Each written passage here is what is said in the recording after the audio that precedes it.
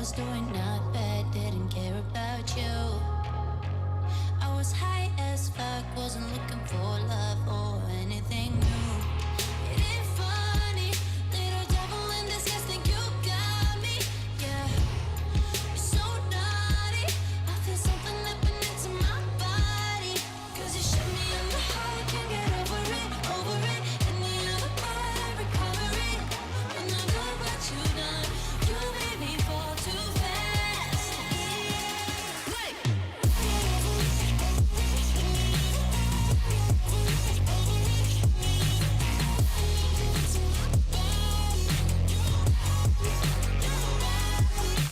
Look what you done, I'm going mad. You shut my heart, the only is dead. I need your love so bad. Now I'm lying in bed, stupid thoughts in my head, got me thinking of you. If you let me know lies, slowly losing my mind. Are you feeling this too? Don't be sorry, you're my angel in disguise, yeah, you got me, yeah. Let's be naughty, wanna put my body next to your body. Cause you shoot me in the heart, can't get over it, over it. In the other part, I recover it, recover it. Now look what you done, you made me fall too fast.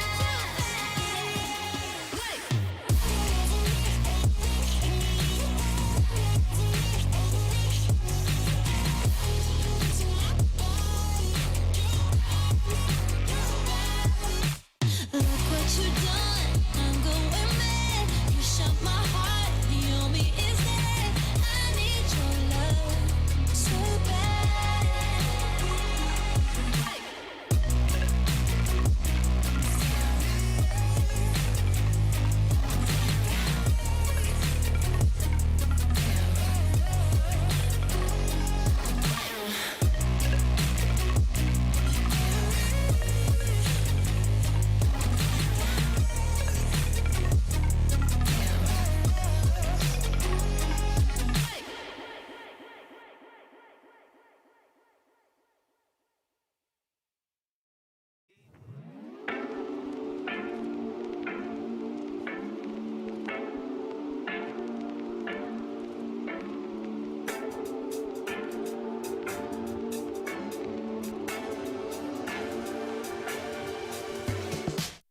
Always in tandem, though you're handling bars is all I imagine, and falling from you is just magic.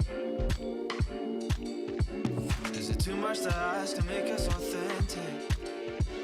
Before you go, you have to know that we were only after all, so you could tell your friends when you see them at the weekend. I can pretend that we wouldn't speak then. It's morning over me, a good evening for you, cause I'm heaving for you. It's morning over me, a good evening, cause I'm heaving. It's morning over me, a good evening for you, cause I'm heaving for you. It's morning over me, a good evening, cause I'm heaving. Opening scars to know that we have them. Well, how many times I told you I have them. Still falling from you was just magic, I loved it, yeah. And a phone call from you would be goddamn fantastic. Before you go, you have to know that we were only after all, so you could tell your friends when you see them at the weekend. I can pretend that we wouldn't speak then. It's morning over me, a good evening for you, cause I'm heaving for you. It's morning over me, a good evening, cause I'm heaving. It's morning over me, a good evening for you, cause I'm heaving for you. It's morning over me, a good evening, cause I'm heaving. I can pretend but we wouldn't speak then.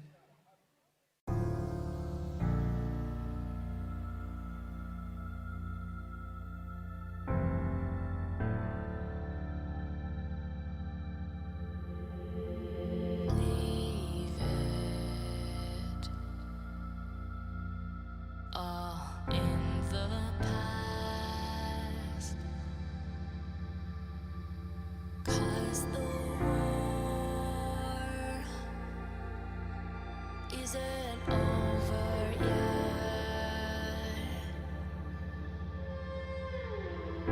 You lost one fight, but it's not the end.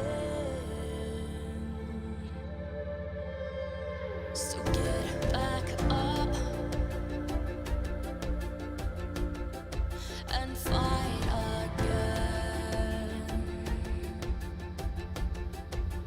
Take one step, take another. Find the strength for your brothers. Erase the doubt with your battle cry.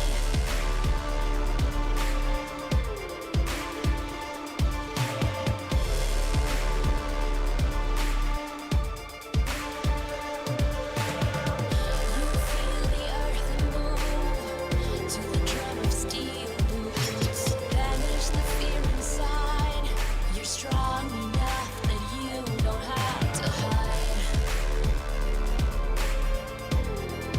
No, you don't have to hide. You're strong enough with your battle cry.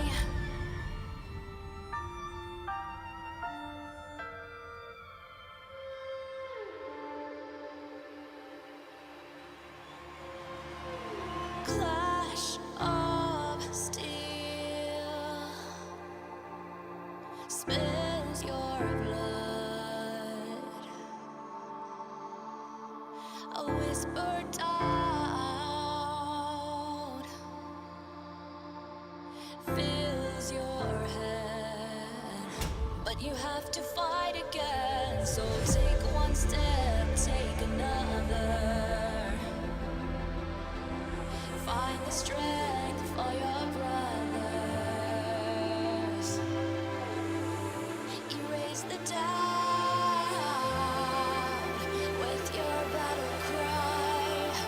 With your battle cry. You feel the earth move to the drum of steel boots. Banish the fear inside.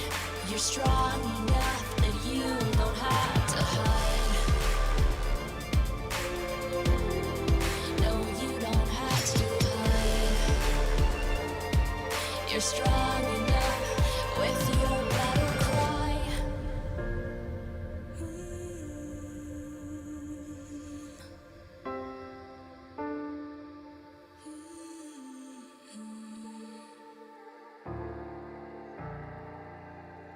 Brings you to your knees.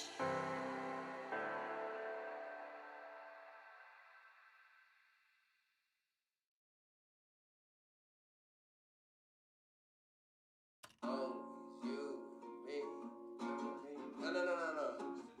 Yeah, I gotta go. Up, up, up, 1,000 miles of luck. Don't look down, we made it. Feet far off the pavement, and we go up, up, up. 1,000 miles of luck. We stay understated. Pressure feels amazing. Just the dust, just the sand, just the motion of your hands. Travel like lands, it's just enough, oh yeah. Just for you, I'm just a man. Just an ocean in the wind. We ain't gotta make plans. Fair enough, it's fair enough, oh yeah. Always you and me, tryna be weightless. Like we're the two surviving pieces for something. Always you and me, trying to be weightless. And I know it feels like a light years in the making. Up, up, up, 1,000 miles of luck. Don't look down, we made it. Feet far off the pavement, and we go up, up, up. 1,000 miles of luck. Oh no, we stay understated. Pressure feels amazing. Just the dust, just the sand, just the motion of your hand. Travel lightly, just your height, man. Just the one, just a believer. I don't care, I see you loading up my mind. Place me on the sidewalk. Fair enough, oh yeah. Always you and me, trying to be weightless. Like we're the two surviving pieces of something. Always you and me, trying to be weightless, yeah. And I know it feels like light years in the making.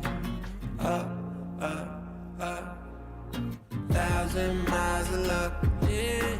Don't look down, we made it. Feet far off the pavement. These are those moments I don't think anybody else is going to forget.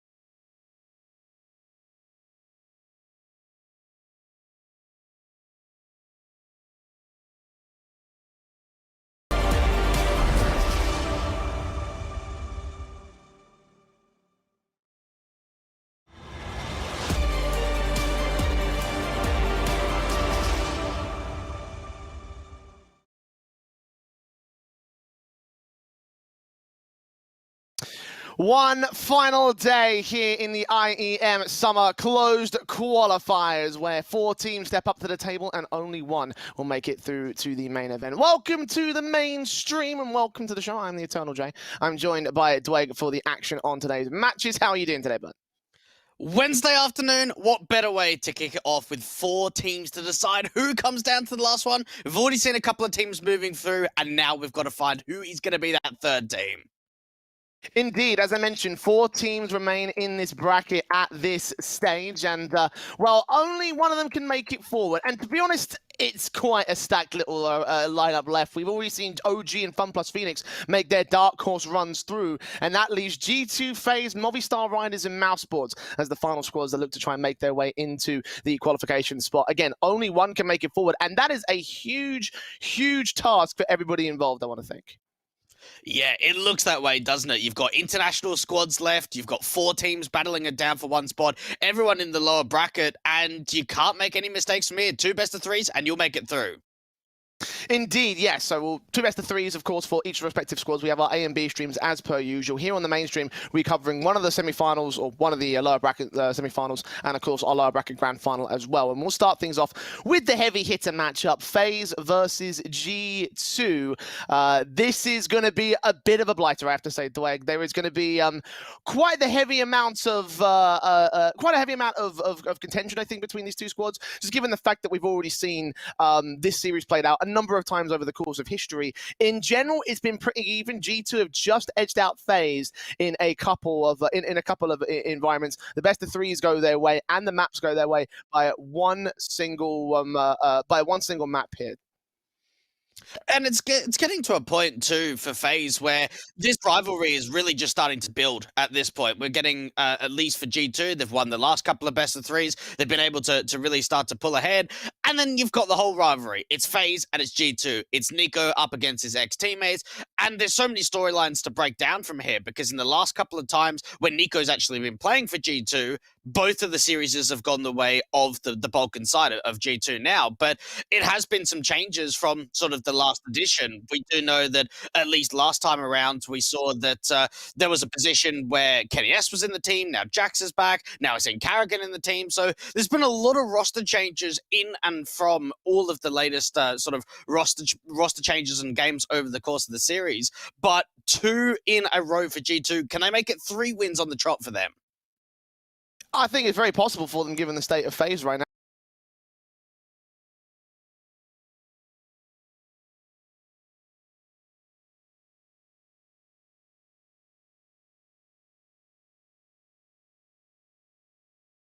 Now, again, I have my doubts from day one. We saw how much they bottled their opening matchup, and taking a look at that opening matchup by comparison to what they've done so far, it definitely looks like an improvement, but it still is that element of, okay, well, what are we going to see from these guys? What FaZe are we going to see? The FaZe from day one or the FaZe from day two?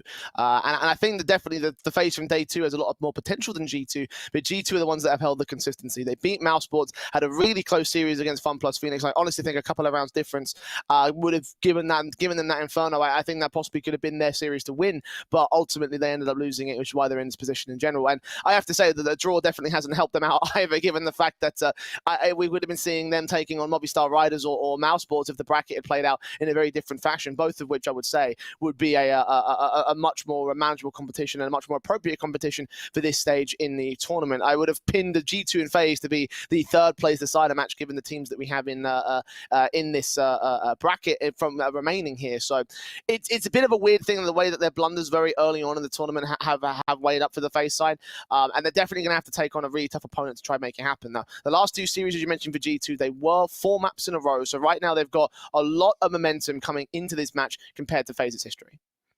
One thing I really liked last night after G2's losses to Fun Plus Phoenix is Hunter was kind of chatting a little bit on Twitter, sort of saying, we just got outclassed. He said map 1 and map 3, they just played better. And it's just making sure that you're not making any excuses, right? You're not saying, oh, you know, we could have played better, blah, blah, blah, whatever it might be, X, Y, and Z. They just said, we got outclassed. We've now got to be able to show, because if you're not performing, you're not going to make it into the main event. You've got to be able to really play your A game. And for FaZe, at least, they kind of know what the lower bracket is like already. We saw them up against Fury yesterday, where for G2, their entire run so far has only been in the upper bracket.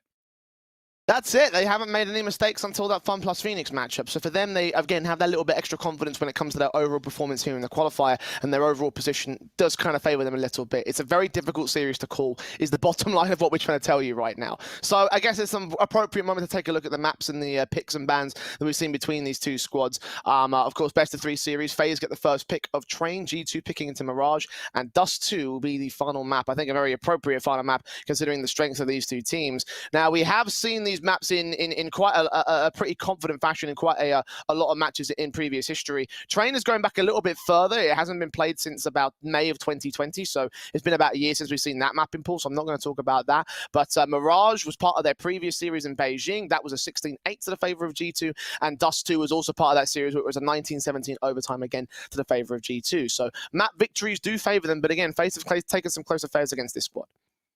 I am interested to actually see Train coming out, because I think that for the FaZe side, the only time that they've picked into Train in the last 3 months was against NIP in Pro League. Outside of that, it's one of their lowest picked map percentages out of any map in the map pool. So for that reason, it seems like it's more so a pick because they know the competition that they're up against, rather than sort of picking to their strength, perhaps. Well, overall on this veto, I have to say that just thanks to those last 2 maps, G2 kind of have a bit of an edge, because they've already managed to take these victories and they know what it takes to beat a team like FaZe. But there's always going to be that element of change, knowing that in that last matchup in Beijing, Carrigan was not part of the lineup, and as a result, his play style, his in-game leading style is going to be very different compared to what it was from Nico back then. So for this G2 side, I mean, they will know a little bit about what it is, because obviously the main thing of them is that they've obviously taken G2 from the FaZe side, and now they've they put them into this roster. So he'll have an idea of exactly the positioning, the intricacies, and some of the small things that FaZe will be doing in these map-ups in this series. So in that respect, who do you think has the better preparation game? Who do you think has the more information to pull from in this best of 3? It's difficult to tell because I think with the head-to-heads, Pro League has obviously got a lot riding on it because it was very recent, but all the other ones, it's too far gone. You know, the teams at the top, they're updating their playbook, they're updating their map pool like every month, every 2, even 3 if you want to stretch it that far. So for Pro League, I think there's a lot that we could pull from there, but I think any of the other results before that, it's just too far. So yeah, maybe in terms of confidence and maybe sort of the slight sort of details in terms of rotations, in terms of like playstyle, aggressive, passiveness, things like that you can maybe pick up on, but in terms of like the defaults and actually the XCs, it is going to be very, very different. And I'm sure that for Carrigan, he's had a lot of opportunity now being with this team for a while, sort of having a big break in between Pro League and this closed qualifier of being able to try and sort of elevate this team as far as they did. And for FaZe, it seems like you never really know what game we're going to see from them because up against OG, they were very slow. We saw a lot of sloppiness from them. Didn't really seem like they were on the right page. But then against Furia, they slapped them around. So you're kind of looking at that for FaZe and thinking, well, what FaZe are we going to get? Well, that's the thing, right? That's the issue that I was bringing up at the very start of the show is which FaZe are we going to see? Day 1 FaZe or day 2 FaZe? Because day 1 FaZe looked like a nightmare. Day 2 FaZe looks beautiful and definitely the team that we hope to see out of the talented members in this roster. A lot of people take a look at this lineup. They recognize the level of competition that these guys should be playing at. And it's kind of like a bit of a common, I don't want to say myth, but sort of like a common sort of expectation that FaZe will take trophies ever since the very inception of that roster. And that reputation, that expectation is carried forward with every roster move, with every iteration of the team so far. So to see them losing out in a qualifier definitely would be considered an underperformance for them. So they've got to channel that in that second day performance and their second day confidence compared to that Furious series and do it into G2. But again, G2 have this really good roster on them. They've got a guy on that side that knows FaZe inside and out. So with the first map up coming, I kind of want to ask for some final thoughts and predictions because it's a really difficult one to weigh up. And honestly, I'm not sure where it goes. Yeah, this is a difficult one to call. I think that anyone that says, yeah, I know exactly who's going to win this and exactly the score it's going to be, you got no idea. Like, this is a really tough game to pull. I just want to give it over towards G2 because I think they've been more consistent as of late. I thought that they've been able to show some really good CS over the course of the last couple of games against Mousesports and FunPlus Phoenix, knowing as well that they beat them in the last couple of head-to-heads. I want to give it for 2-1 over to G2 in this series. I'm going to lean 2-1 to the FaZe side for me, I'm afraid. Like you say, you can't definitively say this is definitely going to be the favorite team. This is definitely going to be an easy series for G2 or to FaZe. It's completely up in the air. It's so difficult to call. It really is. And you can make an argument for G2. I completely accept that prediction and that assessment as being a very accurate one. But I can see FaZe being a team that can reach higher highs than G2. We saw it in the Furious series how confidently they dispatched that team in both of the maps. Yes, G2 had that confident match against FunPlus Phoenix, but they also had a one-sided matchup against them on Train, and they also lost Inferno to lose that series as well. So it's difficult to weigh up. I think the FaZe have those higher ceilings. Whether they hit those higher ceilings is going to be the main thing I'm banking on. I'm hoping that they do manage to take this matchup in their stride, take it in confidence to start things off. It will be 3 maps. I'm not going to deny that at all, but I think it's going to favor the FaZe clan.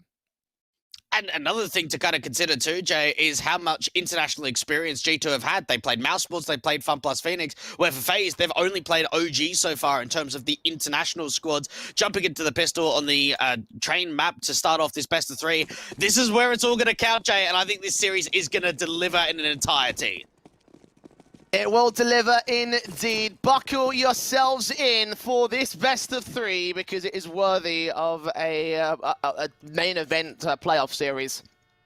FaZe and G2 know this as they go into the pistol round. FaZe on the CT start, the Fuse kit in for Twists, the HG Forum as well. Nexa and Amanek cover the utility bases here for the G2 side. And Carrigan is trying to prod for information. Nexa's ready for this. Shoulder baiting in the shots, now has information, but only to one player. A very heavy B lane coming out from FaZe. We saw that a little bit of aggression in terms of a shoulder bait comes through from Carrigan, out from T-Con, but don't really have eyes on this Ivy play, and at least for G2, it seems like for them, they're going to be running into this stack, slow walking their way in towards the Brown Halls. They've got to be able to find a way to crack in against 3 CT-sided players at B.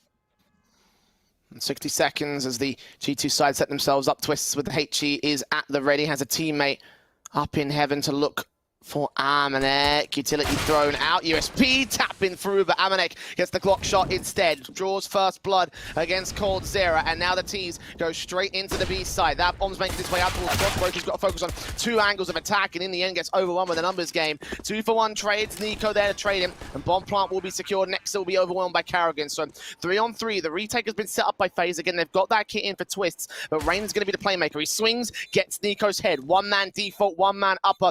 Hunter playing anchor on the site, close range against Karrigan. Sees twist flicks back to the heads, gets 2, and Rain now in a 1 versus 1 needs to grab that kit relatively soon. Needs to find Amanek somewhere. He'll pick up the kit, look for the Diffuse, the headshot. No idea where the bomb was. Not like it matters. What an adjustment. What a pistol for FaZe. Oh, Rain! I can't believe he doesn't even need to tap that bomb to draw Amanek in the open, just trying to give a little bit of a pixel and lands the perfect headshot. And for Rain, he's had a really good qualifier so far. I think that in Inferno yesterday against Furia, we really saw him coming alive. I think he dropped, 24 kills in a single half, having a really big CT side. And trying to see if he can step things up on that city basis now on train. Bomb plant goes down for G2. They're going to be forced by going into the second round. Smokes on, scout to the back lines. Nico watching for Karrigan's first peek. The smokes are up. Just press any vision from the FaZe clan, guys. So press back in the back lines. Won't be able to see anything as of right now. They're just prodding for information, prodding for wallbang picks. Both of these teams have had some sort of rough affairs in the last couple of months when it does come to train, but at least for FaZe, their last result against ENCE was actually a very one-sided win in Pro League. 16-4 against the international squad, but again, that is still a little while ago, about 5 weeks, I should say. G2 just trying to see if they can start to regroup up towards this Ivy position, and for FaZe, not seeing any SMGs coming out to round 2. Rifles up for everybody.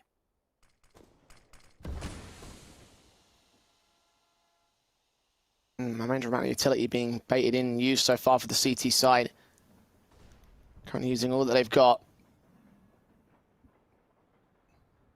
45 seconds to the clock, and Amanek leans up with the Deagle. Going to be the first player out. Twist turned away from sprays through 2-for-1 trades. The Texer at least gets 1 trade back and try and recover the bomb as he gets Twist next up to a 3 versus 3. Hunter needs to win this fight. So does Nico going to trade. Even standing, still G2 maintain their presence. Brokey putting nades out, caught out in the open, the Scout v Scout battle, and he takes down the likes of Nico. All left and X up. Now held out towards Ivy. Information called in. The CTs know exactly where they're at. The bomb tries to creep up to the side, but 15 seconds. Any peek could be his last. He's got to isolate these picks now, and he's got to get them in. The time is just so low. Does he Brokey up towards the bomb train? He does, but it's already too late. A great double to come through from Brokey. Upgrade that Scout over to an AK. And for G2, there's no real reason for them to go in for another buy. If they maybe got a bomb plant, you could see a force buy coming in again for them, but they'll have to take this a bit of a light eco. And for FaZe, we saw some really good trading game. They were able to really start to put pressure on towards that Ivy in that T-Cob position. And for G2, they just ran out of time. They're suppressed by the FaZe camp, and you mentioned the rifles they brought down, so there's not a lot of follow-up investment here for round 3. Going to be the eco. Upgrade pistols are in, but Rain takes Amanek out. Pretty effective and efficient with the M4. Should be able to win that fight, no trouble. There's not a lot of Kevlar for the T side either, so these kills should come in pretty easy, pretty quickly, and pretty effectively for the CT side. And for FaZe, it's probably just about being able to claw as much of a lead as possible, try to apply that early pressure on towards G2, getting into the opening rifle rounds. And even for this eco, it's still possible for G2 to potentially get a bomb plan out towards this B side, but they're going to have to deal with 2 anchors at B.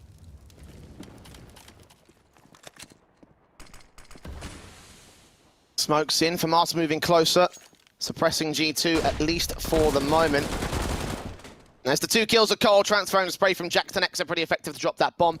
The CTs have the info with 2 left, and Nico and Hunter. Nico overwhelmed. Hunter won't last long either. All 5 alive for the CT side. 3-0. Confident start in for FaZe, and now a great opportunity for G2 to try and back in. Rifle round coming up. This has got to be so much more like of a rivalry for G2 in terms of their last couple of games. Like we know against Fun Plus Phoenix yesterday that they had to play against Emmy, some of the ex-teammates from a lot of the guys on G2. And then again, it's like, oh, boys, we're up against FaZe. It's my ex-teammate for Nico. So let's just be able to try and give it all that we've got. And at least a lot of utility is coming out towards this A side. No aggression coming out towards that sandwich or olive position to try and fly a T-side player out. A lot of counter utility being used up by the City side as well. And a bit of aggression. Karrigan might get flashed in from Ivy.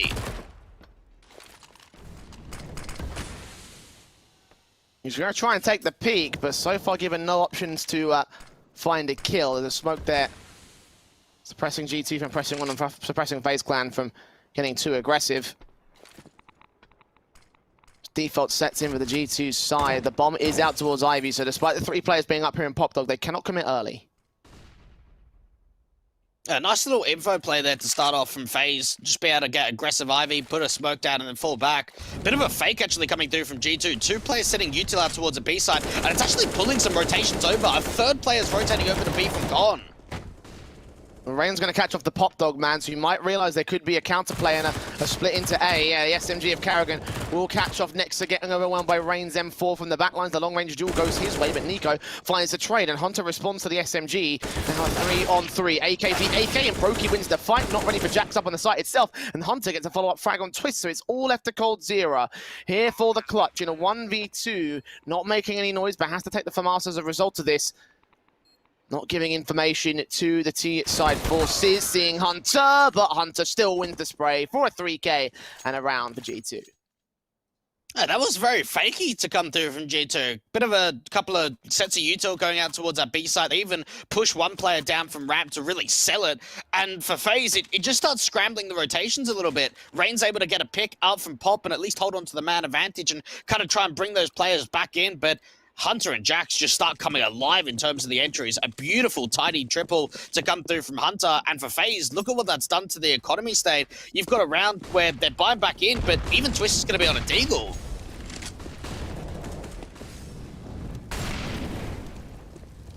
Very awkward stuff from the FaZe. Cap and Amanek just runs around the corner with a Mac-10 that easily overwhelmed the defensive. Rain following suit with a secondary frag. Eventually, Amanek will also get caught back in the back lines, but Coldzera is the foreign with the trade here. Twist has fallen. 2 versus 4. Bomb plant will be secured, and there's really no way back in for Brokey and for Coldzera. Should be suppressed back here at the B site and the CT spawn. Concede that second to G2. They might have lost the pistols in conversions, but the rifle's coming out and they still hold contest. There could be a little bit of a hunt here from the T side, at least from Nexa as a late lurk up from that heaven position. But yeah, FaZe are just going in for the save pretty much straight away. Hold on to that AWP and that M4. Nexa, I think he spotted him out from Con, trying to take the fight, doing up damage to Coldzera, but actually falls. Couple of X's there as well with the AWP chiming in, so 2 players alive for G2. Should be seeing Cold and Brokey stay in play as well. I don't think Nico can reach them in time. Try to go for the hunt, but won't be successful. Won't be able to extend far enough in time. So second to that G2 board. FaZe taking some damage here. Might have to think about whether they go for another force up. Looks like they are doing it, and yeah. FAMAS is in, M4s, AWPs, Twists might again be down to the pistol. No, he's been passed off another FAMAS, so there's 2 in play. Overall, just Rain with the USP instead, actually. He's the one that's taking the Felico basis. No, they're still passing the FAMASs between him and Karrigan. They still never really tell who's going upgrades here, but G2 got a full-blown buy, so they should be fine. Any damage done by FaZe in this next round, though, could be crippling. Yeah, it really could be. And I guess that's why the hunt was so important there for G2. They weren't really too successful with it, but FaZe now forcing back. Coldzera doesn't quite swing wide enough to allow Nico to get a bit of a duel towards a opening 5-on-4 pick, but they've already shown their presence out towards the Brown Halls. And for FaZe, you've got to wonder how they get an advantage in a round like this. They've really got to rely on Brokey to be the damage dealer. And even for him, he's playing out towards the spools, looking in from heaven. And for G2, this is a very, very passive round.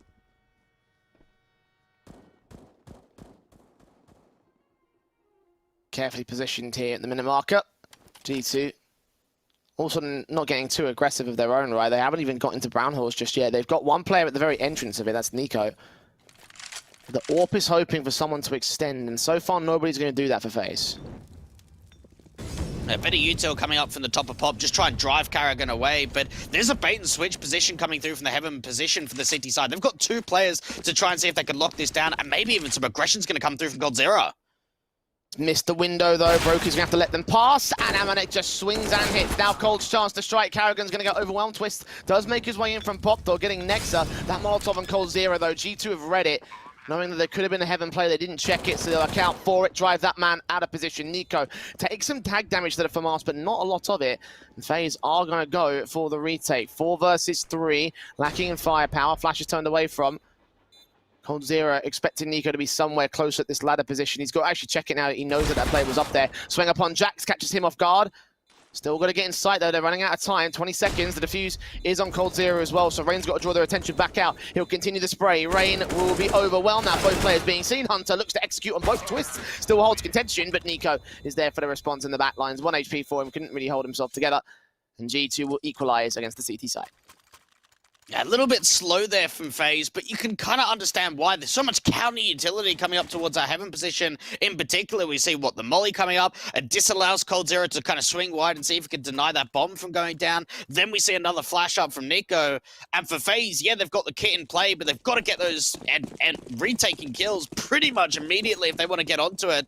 It just doesn't happen. Mac 10's now coming in for Amanek and Hunter. This is a great chance for them to farm up some cash.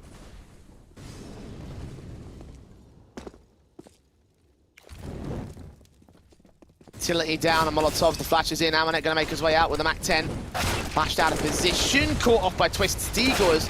The first to fall. Rain doubling up on Jax as well. Okay, these upgrades doing decent damage, but Hunter and Nico returns back to sanity. Nexa is tagged up and Hunter's very, very close. That Mac 10 giving away its angle, but also Karrigan in the opening. Cold Zero still gets a frag back. Brokey back in the back lines as well. Sneaks in, Nico gets overwhelmed. So Hunter, all that remains. This Mac 10 could still get both the kills easy. They haven't got Kevlar, but at the long range, the bullets of the AK are more accurate. 2 kills for him. An AWP recovered as well, and a big, big eco for FaZe to win. Oh, Brokey is just so good. He's such a strong player. And that round from FaZe just started off so well. A couple of great deagle shots coming through. They get a 5-on-3, and AK gets picked up. Brokey pushes through that sandwich smoke, gets in behind them.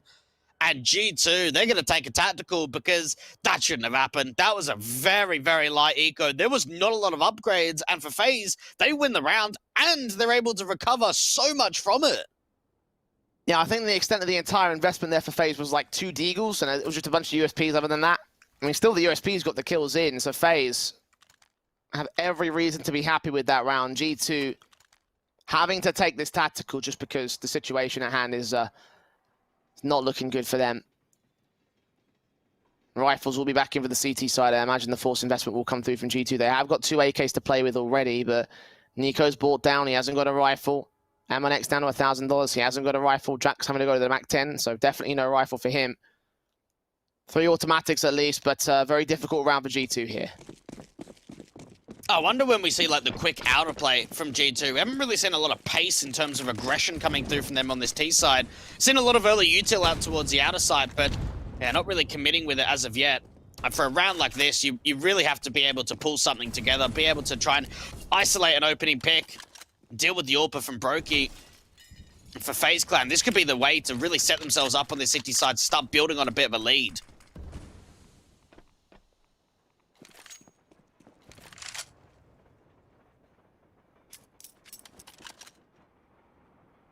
Pressing themselves into T-Con. I think Nico wants to set some utility up. Jack's going to be the entry man. AUG of Karrigan there behind the blue train, looking in from Olof and out of Sandwich.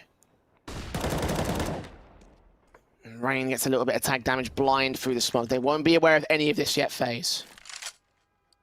Oh, there is that one player of Karrigan slightly aggressive out from Sandwich, but he's got to be able to create himself a little bit of an angle because for G2, they're looking to split towards the A side. They're looking to go now.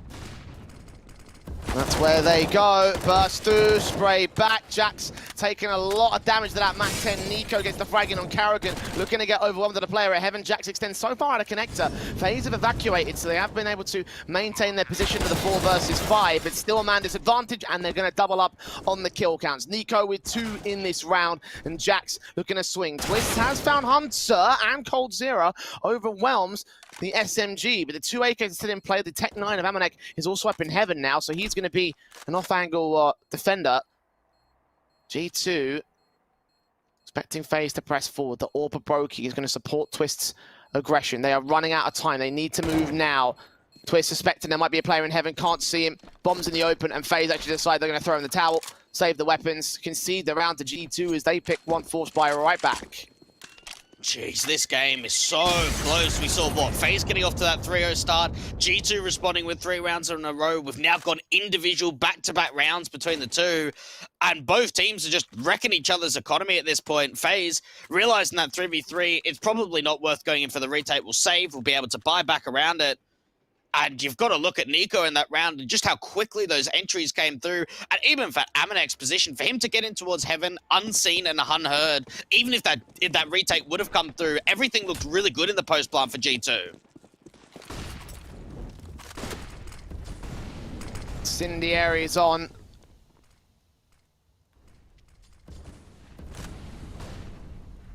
Utility basis for FaZe to try and stop G2 from making their way early out of the T-con position. The smoke's also going down at Ivy, so they can try and play some sort of aggressive play, but Cold is going to see what's really going on.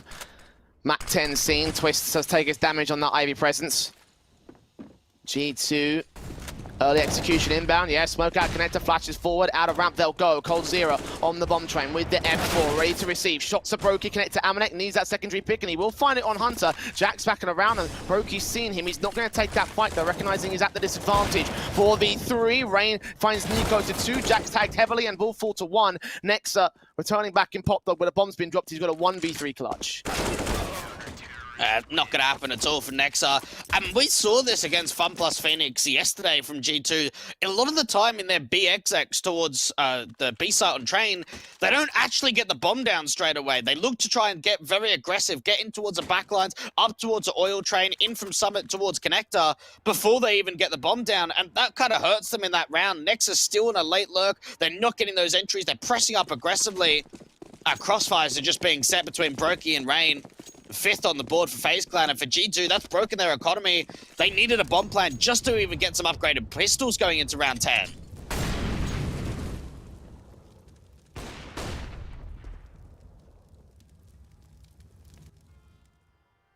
And nothing that they can do, I once suspect, for this particular round. The rifles inbound for FaZe compared to no Kevlar at all for G2. Got those hand cannons in for Nexa.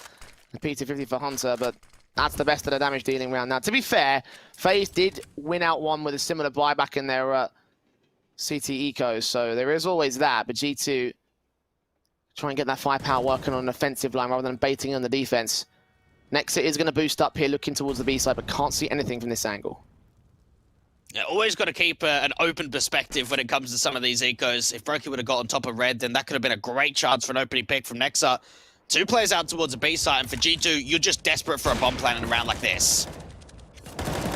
Cold Zero in with the 2 frags, 3 frags, 4 frags actually found overall. Nico last man standing. Brokey does get the headshot back in the end. Only conceding 1 kill. Cold Zero getting away with his 4 frags in this one. 13 kills deep as well for this player in this matchup. He's got Brokey at 12 and Rain at 10, so he's not the only guy that's popping off. Right now there's 3 players from FaZe that are leading the charge. And G2, only really Nico finding a 10 frags or above numbers. Tactical pause called in for their 2nd time in this map.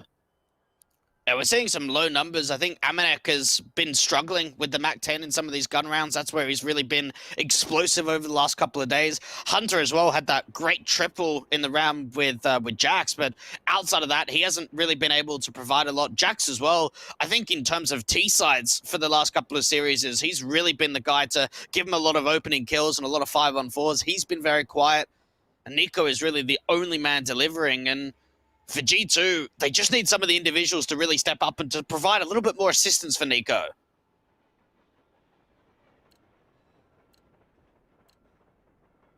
No AWPs in for him or anybody else on the G2 side. Still single orbs for Brokey. I haven't seen many of the double orb setups here from FaZe.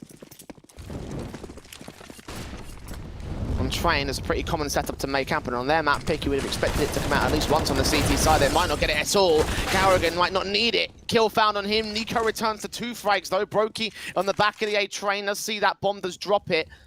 3-on-3 situation for him, not going to overextend the old hell, but Nico is very aggressive from the T-side play. He's got to force the issue, but Twist finds a pick back at E-Box.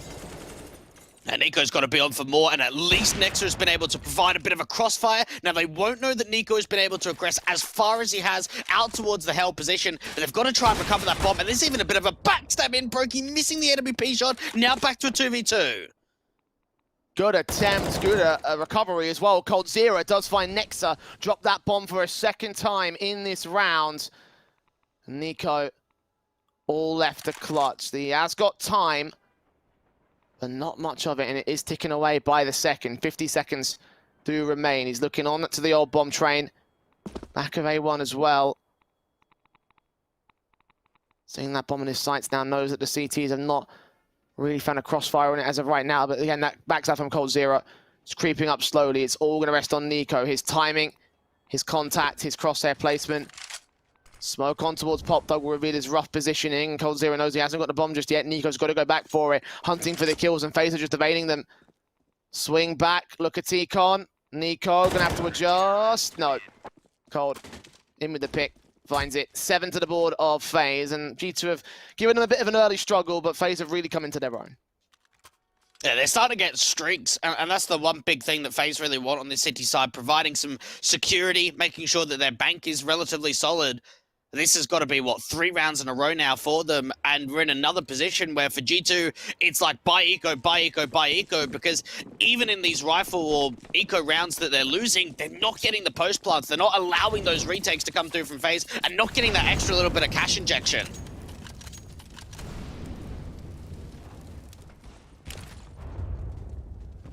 Brokey, first frag in this round, no real contention from G2 with the pistols. Carrigan, a couple of frags back into his own right. Hunter will be able to find the trade.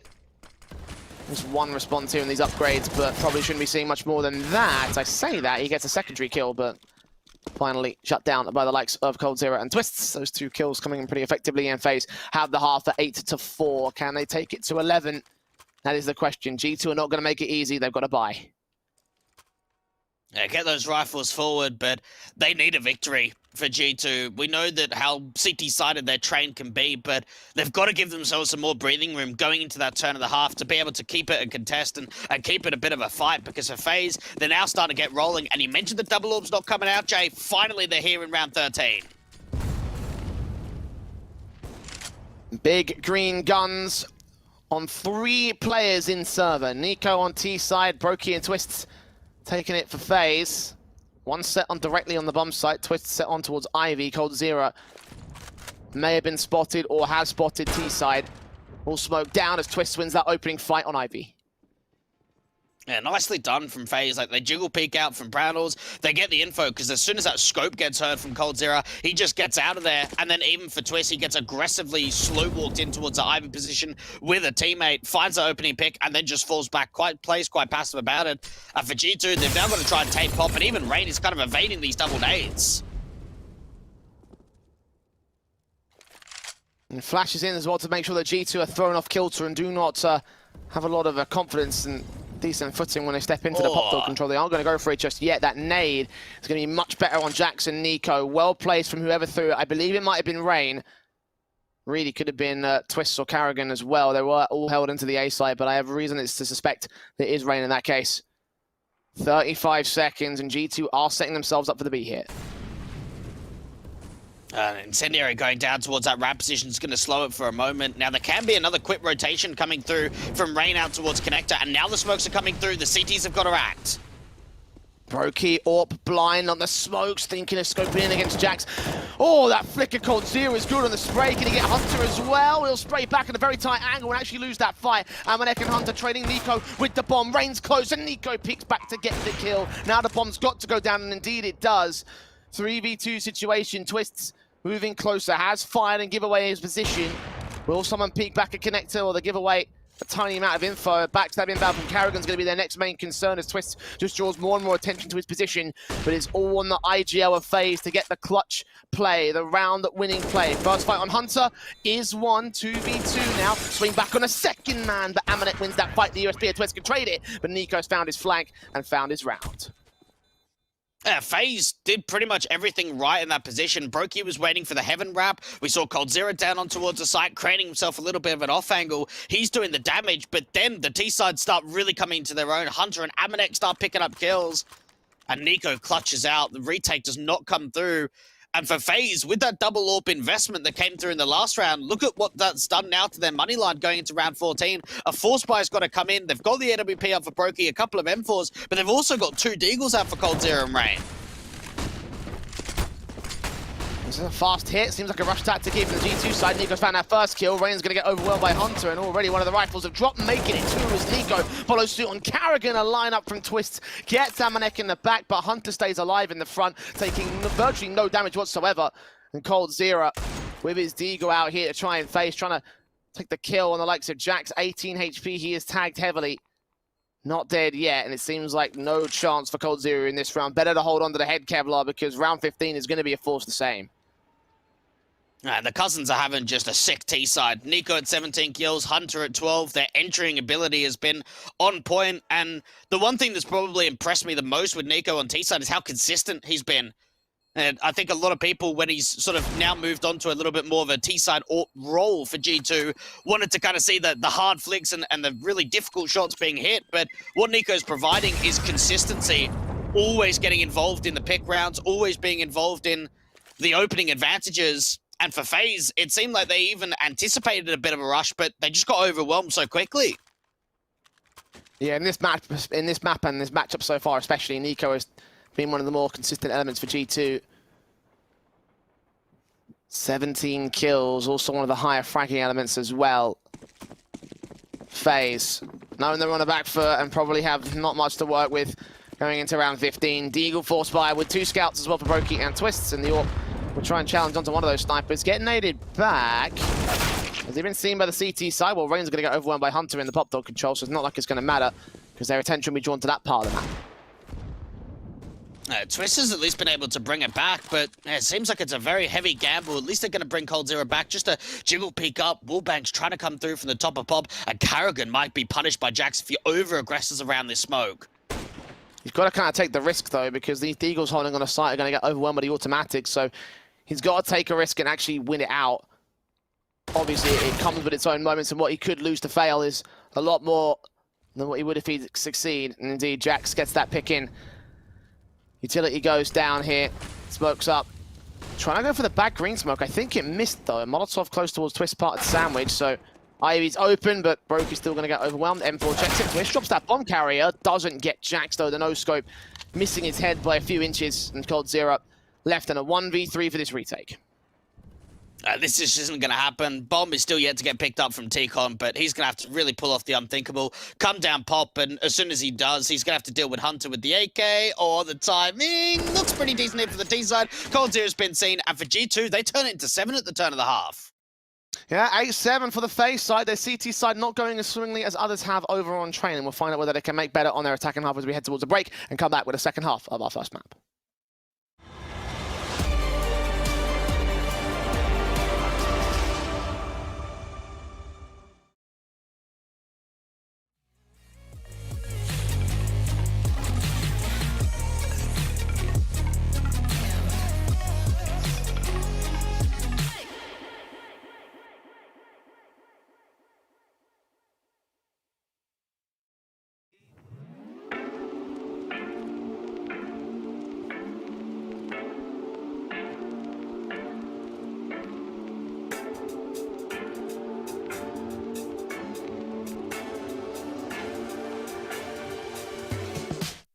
Always in tandem. Though you're handling bars, it's all I imagine. And falling from you is just magic. Is it too much to ask to make us authentic? Before you go, you have to know that we were only after all, so you could tell your friends when you see them at the weekend. I can pretend that we wouldn't speak then. It's morning over me. A good evening for you, 'cause I'm heaving for you. It's morning over me. A good evening, 'cause I'm heaving.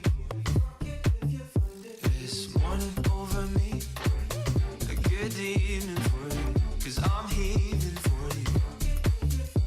This morning over me, a good evening, cause I'm heaving. Opening scars to know that we have them. Well, how many times I told you I have them. Still falling from you was just magic, I loved it, yeah.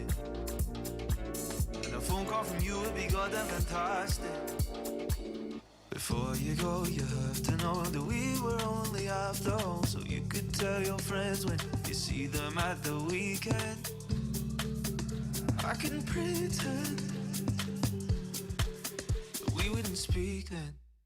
This morning over me, a good evening for you, cause I'm heaving for you. This morning over me, a good evening, cause I'm heaving. This morning over me, a good evening for you, cause I'm heaving for you.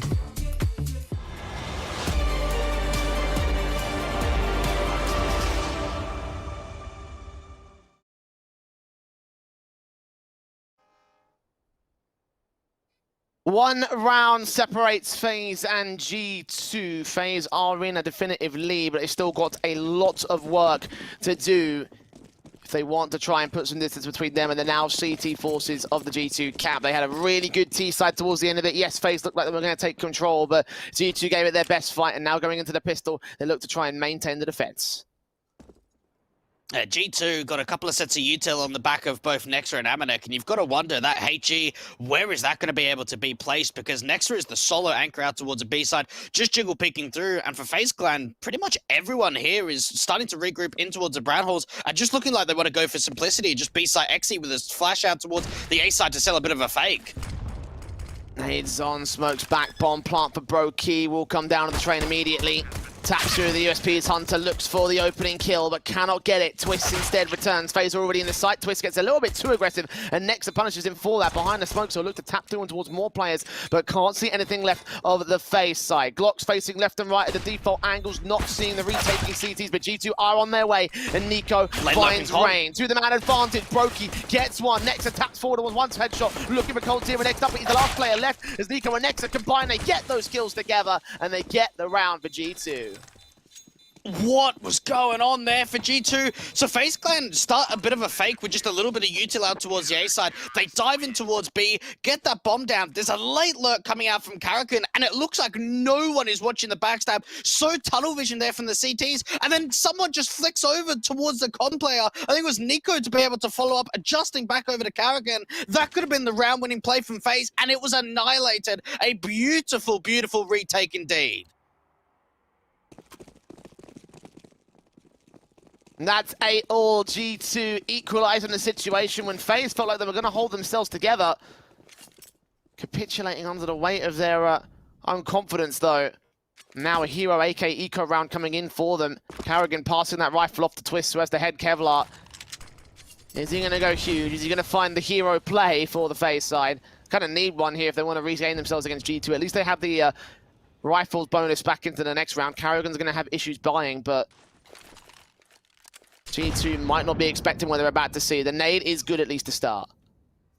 At least it doesn't really hit Twist, though. That's the big exception. Flash over the top. Incendiary going down for Nexa. How far can the T-side get with the entries? At least get that early one-on-one trade, and Twist funds, too. The second bomb plant secured in a row for FaZe, so they got even extra money, but Twist makes it 3 and 4! He's going ham, ready for the ace against Nico, perhaps. The M4 sneaks past Oil, sees Bro-Key, and now info's called into Twist, who repositions up at Heaven. 10 HP for the AK, but Nico wants nothing to do with him. He's going to fall back and save his rifle, because G2 have been backhanded by the FaZe clan. Oh, what a round for Twist. He could be on for a little bit more. Nico just trying to tap up to do some more exit damage, but he's out of there. No way that he's going in for that retake. That bomb's been ticked far too long. And to think the Canadian was able to get 4 entries, 4 kills for that T-side, that wasn't even a force buy round. That was just a hero AK dropped by Carrigan. They do lose that AK, so there is a fair bit of investment lost from FaZe, but overall, what an incredible round from Twist. And they can still get the full AKs back in for Carrigan. They've recovered it thanks to that round. Even with the bomb plant, Carrigan would have had some issues buying if they had lost it to G2. But again, Twists, what a huge play from him. MVP of round 17, and now looking to become one for round 18 as well. But G2 have no such value in this force buy. Deagle, CZ, PT-50, M4, and a Scout. That's it. 4 rifles for the FaZe side, so they have a definitive advantage just going into this round alone. And this is how the first half sort of started as well between these two sides. Really back and forth, really being quite a battle. And then that's sort of where we saw FaZe starting to pull some rounds together, G2 sort of doing the same. This has been a constant battle for the lead for pretty much all 17 rounds so far. You know, FaZe have been the ones that pulled away furthest from G2, but even that's not going to go far, it seems, especially as Jax actually swings back, gets his kill in. He's been a bit quiet in this game, but at least with the Deagle, he's going to get the start up here for the G2 side, and a hell of a way to maintain the man advantage and get a bonus rifle. Yeah, try and chuck that AK over to someone that's got some armor as well. Could be the right call to make. Hunter certainly got it. Flash out from Ivy. This is just more information prodding coming through from G2. They peek out towards Ivy. They don't see anything. And that timer low as Hunter starts extending very far forward of Ivy. Is he going to see coldzera? He's going to see 2 players tap up and distract them. That might stall FaZe for an extra second longer. Flash is going over regardless as Rain looks to play entry. AK in his hands, seeing 1. Nico wins that fight though and doubles up. Looks for the triple, but Brokey trades it. Now looking at Heaven, and outlook on the site needs to grab that bomb, get it onto the site itself, but so much CT presence to deal with here. Bomb plant can be secured. coldzera, especially over one with the player that's directly on the site, but Jax takes the bomb down one more time.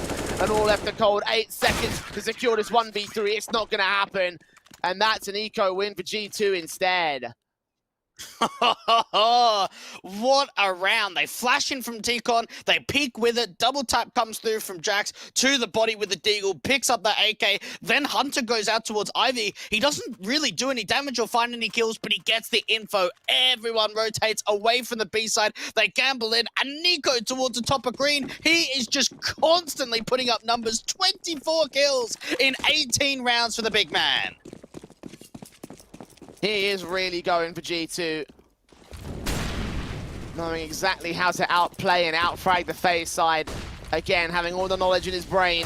Fast plays out. Is he expecting this? Apparently not from Brokey. Amanek responds with a kill back on Rain, and Twist trades it. Again with the hero AK. Again with all the kills. Shut down by Nico out of connector. But a 3v2 scenario. Carrigan flicking back. Both players could line up for Nico, but Nico finally gets overwhelmed. 1 on 2. That bomb is dropped on the site. And Hunter has the clutch. SMG swings back on Brokey. Gets it to evens. coldzera. Grabs that AK. No Kevlar for him, but no info to Hunter's angle. It's all a case of timing. Who's going to blink first? Who's going to extend far enough? Who's going to see who? Cold sees him. That's round for FaZe. Did Brokey get a kill mid-air jumping down from heaven with that Deagle? I'm pretty sure I saw that come through for the FaZe side. And then Twist getting a couple of entries from the heaven position with the AK.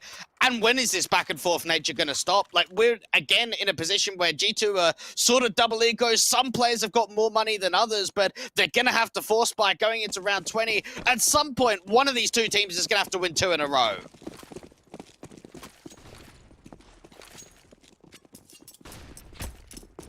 And that might be the definitive turning point for the team that does so. FaZe up to take their second consecutively. Nico's trying to stop that with his Deagle, but the nade's placed right at his feet, doing damage, tagging him to 51. Good start from FaZe without retaking a face against the CT forces, and all 4 players will stack their way into the brown halls. They've found so much success when it just comes to these runouts of B, and they're going to do it again. Only 1 player in Nexa. SMG behind the stack. Is he going to get checked? The AWP, oh sorry, the scout I should say, will look for the frag. SMG gets 2 kills actually. Don't tell me they're going to do it again. Well, Amanek does get fallen into the hands of Brokey, so 3v3, now 2 as Nico falls the same. Swing back, Deagle shot on the first, not the second, but Carrigan 1v1 against Hunter, or picked up, looking back for the scout player. Did he hear the footsteps? Peeking in, it just misses, and Hunter lands the headshot instead, and we just continue to go back and forth and back and forth. This is never going to end. It doesn't feel like it's going to ever end. FaZe now in double eco status. They're going to have to force buy into round 21. Oh my goodness, what an exchange this has been for the entire second half. G2 now taking another tactical, their third of this map, and they've just got to realize we win this one round. Probably doesn't win us the map, but it sets ourselves up. We get up to 11-10. It's going to be an eco for FaZe. That's 12-10. We're now on our city side. You know, we're feeling confident. Nico's hitting shots. Hunter's doing the same. This is vital that the back and forth nature stops right here. Isn't this like the third timeout in this match in general, not just between, like, it's between both sides? FaZe haven't taken a single one in this map. You might be right about that. They have been able to adjust every single time. They have looked so good on CT and T side. G2 having their struggles and, of course, having their moments to force the issue. FaZe are going to do the exact same. Deagles on all 5. Head Kevlar on the force back, but Rain is first to fall. Kill for Amanek found. I believe he might have spotted Karrigan as well. And nades out towards that team composition, just don't stop. Hunter not even really giving the time of day to just jiggle pick out from Ivy. Karrigan does see that player getting back over towards Connector, but for FaZe, this is not really the start that they were after. I need to be able to find a little bit of a pick back, and there's a lot of players out from Ivy, but someone's going to have to go back and get that bomb that's currently in T-spawn. Karrigan's going to pick it up. He's going to be the guy to get back to the spawn itself. FaZe carefully placed here. They're going to wrap back over towards Ivy, so everyone is going to join up here, and it will be Cold0 to lead the charge into the A site. Oh, Brokey gets the kill on Hunter, who tries to overextend and is punished for it. What a shot from Brokey. Flash over the top just to try and see if they can get Hunter to swing wide and just see if he could take a duel or even gather information, and it turns out to be a big negative. FaZe now starting to regroup and go out towards the B site again. There is only one player here. Nexa doesn't even really have a lot of nades either. A HE already being used, and now a flash is the last thing he's got left. Getting closer to 30 seconds left on the clock now. SMG on that site. How much can Nexa get? Only 2 players without head Kevlar. They've got 2 with them. Utility down, a flash over. Nexa's just going to wait. Teammates going to be getting back on their way. Taps in the back line. Nexa not going to deny the bomb plant here. We'll let that go. Wait for the retake mode, and him on the site could be a main linchpin position. A linchpin player. He'll spray back. Twist gets his frag. Brokey traded back by Amanek, focusing on upper and lower. Desperate to get another kill back in, but gets overwhelmed with the Deagles once again. Twist having a seriously good round. Finally getting taken back by Jax. Karrigan finds his return though. Nico alone on site, drops in, deals with his former teammate. 7 HP, needs to get Cold0 as well. Taps through and just realizes at the right moment, Nico with the clutch. And 11 for G2 Esports. And for FaZe, do they buy here? Because you're in a position where, yeah, the loss bonus isn't great, but you've got a bomb plant. There's a chance of instantly resetting G2's economy. This has got to be a big decision whether they want to go for the buy. At least they're dropping over an AK. Is it going to be a hero investment, or is everyone going to be buying down? I think it might just be that hero rifle from Twist. But even in rounds like this, we've seen how strong that they can be. Again, Twist's got the 4K. He was the main reason why FaZe even were able to win the conversion off the back of the pistol that G2 had taken early in the CT side. But as you mentioned, there was going to come a breaking point. When was a team going to win 2 rounds in a row? Well, that was just it there for G2. 11 up. FaZe, no longer in the lead, no longer fighting to defend their even standing. Nico swing back as Twist overwhelms with the Deagle out for him, doubling up against Jax once again. M4 backer Hunter will find the trade. That AK can get picked up by the the T-side forces. The M4 is already in for the likes of Rain, but Amanek lines up him and Brokey and Karrigan and Cold0. Last couple of players left here with the Glock and the Deagle. Deagle falling, so is the bomb. Karrigan all alone. Oh, that's unfortunate. Things were going really swimmingly there for FaZe after Twist is able to get a double entry again.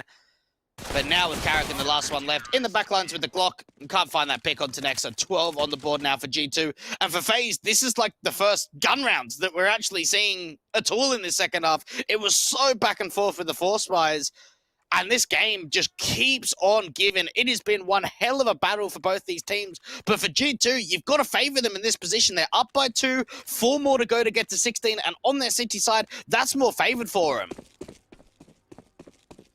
FaZe have had a number of trip-ups so far here on T side. And of all the maps for G2 to take over FaZe, I don't think we would have looked at Train and thought it would have been the one. Had one win out of the last 5 times they played it. I'll come back to that point in a second because FaZe are going to go for the rush, and Carrigan straight out of the gate through Sandwich is going to be found by Nico. Jax falls, Nico finds his trade, spray back through the smoke, gets a tag on a third player, but Cold Zero overwhelms him as Amanek finds his trade. Brokey responds 2v2. Now seeing Hunter being such low HP, they haven't got a nade that they can put to that position, so Brokey's just got to make his way up into the site as Cold Zero falls. He'll be the one player left to clutch, now having info on both individuals. Flick back on Nexa, that's a good shot. 2k up for him. Will he win the third? He'll grab that bomb and rotate to the B site instead. Yeah, get that bomb plan in. Hunter's actually going to try and beat him to the rotations, going up towards the brown horse. And for Brokey, where does he reposition himself? Get that bomb out towards mid bomb. Hunter coming in quickly. Brokey hasn't heard him. Looking back to the back line, and Hunter finds the angle, clutches the rounds. Wins it once again for G2, despite the best effort of FaZe. BM's in order as they get to 13. Unlucky for the FaZe clan. G2 are starting to maintain themselves and really find their form. Meanwhile, Nico's found 30 kills in this. He has been the difference maker for G2. Oh, without a doubt. He's probably had one of the biggest maps, like, ever for G2 in this one right here, and at least it's looking like it can only continue going up more. I think, what is it, World Edit, to have the most amount of kills ever in a train map that's like 37 against Echo Fox? That's the last one I can think of. And for FaZe, think about their sort of momentum and confidence. G2 have won 2 clutches in a row. That 1v2 from Nico, and now a 1v1 to come out from Hunter. Flashes on for Carrigan, blinding him off so he can't make his way out of T-Con just yet. Jackson trying to see if he can find the aggressive face regardless. Carrigan with a spray transfer attempted on Nico, but doesn't get the pick on him. Nico with a response. 13 HP for this player. As FaZe start pressing on from Ivy. Hunter, the AK wraparound, hoping to focus on some sort of T-side member. FaZe are being quiet about this now. Yeah, Hunter's got to be able to get a multi-frag. How do they try and approach this? They just take a dry, they use the util over the top, playing this passive. Smoke goes down, might try and see if he can go for a spam, seeing if the T's can get in towards the old bomb position, and Twist finds that kill onto Hunter. Rain follows up, secondary pick not being allowed on Amanek. He's done so much damage, but doesn't get away with the kill. All Nexa now. He's got 2 easy frags to find on Twist and Rain, but Molotov forcing him out of the way. They might have heard the tag. The bomb plant will be secured here. Twist will not be sprayed underneath the train. Nexa will still hunt for that player, but looking to fall back to the spawn, it seems. Save the weapon. Even he realizes this is a bit too much, and G2 do not have a lot of cash in savings. Yeah, this is the moment that FaZe really start to sort of tiptoe ahead, I almost think. It was only going to be a matter of time until they win that one convincing round. Not that one where it comes down to a clutch, the one where lots of players stay alive. And even for Twist, a 4 HP and 1 HP for Rain, that round could have just been so differently if those players were not only tagged up, but converted into kills. Nexa just holding on to the M4, and for G2, look at the money state of where they are. They're on single round loss bonus. They only got 1,400 at the end of this round. They're going to have to force by now.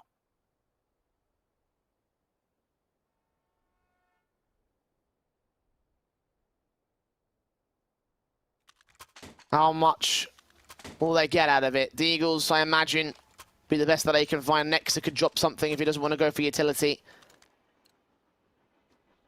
Maintaining most of his money instead. Amanek just going full eco in this one, just doubling up with straight USPs across the board, it seems. And FaZe will once again look to return, look to bring themselves back to contest the lead on round 25.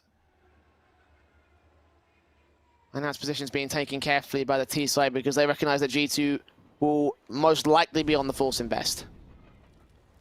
Actually seeing Amanek only going in for a USP, probably wanting to try and get that AWP as quickly in his hands as possible when we do go into the next rifle round. Molly out towards that pop dog position, try and see if they could drive Jax away and take pop for themselves. Nades on of Rain. I'm going to get this one out of the entrance. It won't do any damage to Amanek. Way behind the boxes, way out of pop dog already. A minute to go. FaZe are wrapping over. They've got a lot of T-Con presence, though. Nico and Jax could be on to deal with a couple of headshots. And this is a complete gamble stack at A. They are not playing anyone at B. Finally, Nex is just going to come over to jiggle peek out from Con. But G2, they've got the read, but do they have the aggression play?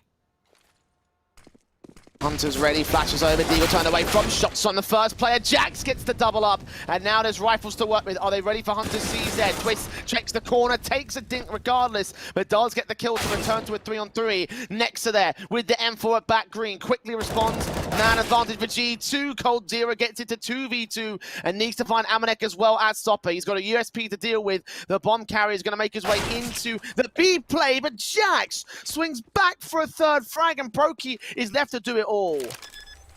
Amanek has been able to pick up the AK, but he doesn't have any armor in this position. A little bit of nades for them to work with in terms of flashes, and for Brokey, he's getting in towards a close round position with the bomb down. Oh, he swings into both CTs though, and Jax gets a quadra.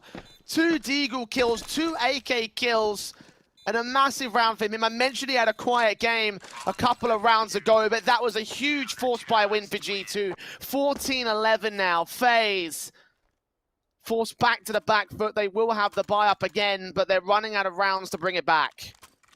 That could be the round-winning play. That one right there to take this map. And for Jax, he was sitting at 1 kill, like 8, 9, 10 rounds deep. But that round right there really shows what he's got to offer. Exploding when they need him. A 4K overall.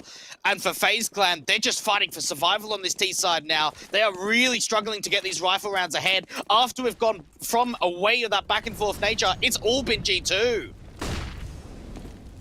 Flash in, M4 of Hunter looks to try and open up the round again to get the early advantage for G2, but backhanded by coldzera, finding his kill and finding the start in the round for FaZe. Very quiet off the back of that opening duel. No one else is here at Ivy. The run boost for Brokey is a good idea, but no one's there to challenge him. They can just walk straight up. G2 have found a lot of success out from Ivy, but normally much more passive, where they're playing out towards sort of the Ivy corner or out from back green is where they've been able to find multi-frags, not really ever aggressively from Hunter. And now that they've lost the first pick, they want to start slow walking up towards the brown halls. 60 seconds as Jax moves in. Rain. Weapon in hand, takes the face, loses it. Jax gets another double. Aggressing for the easy picks, and now G2 on the front foot. FaZe have Karrigan exiting out of T-Con, going straight up towards the sandwich control. Amanek might be ready for this with AWP peeking in, tap 2 damage being done, just there towards Nico. Doesn't win the fight, no matter how close Karrigan can get. 3 HP for Nico, he stays alive. Further flashes in, man to try to support him, but coldzera will find that kill. And now the A site can be secured here by FaZe, but they have got a 3v2 disadvantage. Everyone's coming in from the back lines. Nothing out from Pop, and coldzera's looking to try and take the fight out from Ivy. It doesn't go his way. Brokey's now the last one. Jax with another quadra kill. He did it in the last. He's done it again. 8 kills in 2 rounds from Jax. And for FaZe, without that bomb plan, look at the money state. The majority of players are around that 3K, 4K marker. They are not going to have a pretty looking buy into round 27. Well, that's like 3 or 4 impact rounds in a row for Jax now. My God. So quiet on T, so quiet at the start of CT, and now here when it's crunch time, post up the numbers to really bring himself out of the pit.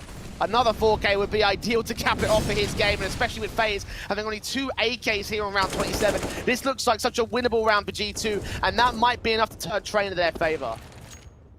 This could be the tempo change, though, from FaZe. They've been able to sneak Rain aggressively in towards PopDog, maybe trying to see if he can run out to find an opening pick.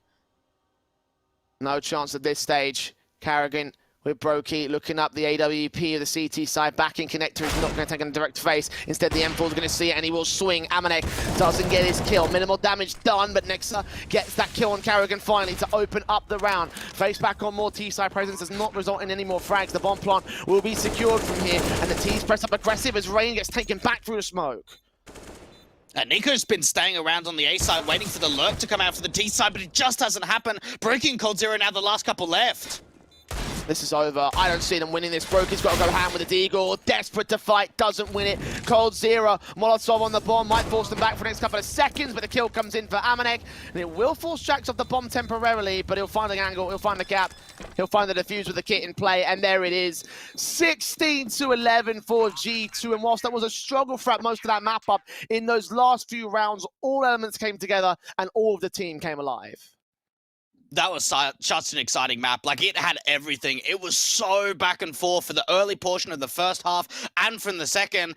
And for FaZe, it really felt like for them, once they got out of the force buying territory and the rifle rounds started coming through, that's where G2 was stepping up. Nico was damn consistent over the map, but it was Jax's impact in the late rounds that got G2 over the line. And if you could break that down into two main sides of it, in terms of like who had the best performances, it was Nico throughout most of the early and mid portions of the map, getting his 30 bomb. I think he ended on 32 or 33 kills towards that last round. But it was Jax that suddenly took it over, like, okay, mate, you've done enough carrying now. Your back's hurting, so now I'm going to take over the reign, pull this team forward, and have an absolute blighter. I'm so impressed with how Jax resurged himself, because I was thinking that he might have another mare. We've talked about him having a bit of a weird situation against Fun plus Phoenix yesterday, and in this map up, it was looking the same thing, but he came alive, and now they look golden. And that's sometimes what you need. It's always difficult to bounce back when you're having a rough map where you're not finding a lot of form, you're not finding those entry kills, you're always getting slammed, and then you just start coming out of nowhere and you're winning rounds. And for G2, they were converting clutches. I think there was a moment where they won like 2 or 3 clutches in a row, and that's what set them up to come in for victory. And for FaZe, they gave it their best efforts, but they lose their map pick.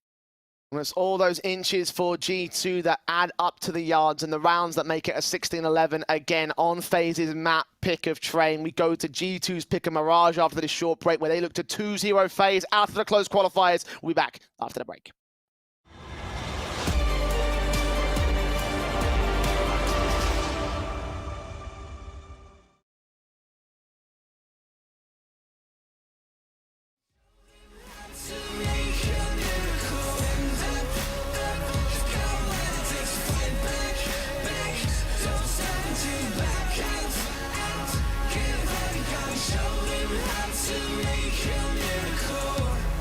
Save your team, be a hero. Take home the cup, be a star. They waiting for you, take aim, shoot your arrow. It's your time to shine, show them who you are. Stronger, gotta go faster, gotta get better, gotta work harder. It's fight or flight now, getting it up now. Go with the move, go for the goal, lead up the stadium, you know how it's done. Stand up, go when it takes to fight back, back. Don't stop until you back out. Give all you got, show them how to make a miracle. Stand up, go when it takes to fight back, back. Don't stop until you back out. Give all you got, show them how to make a miracle.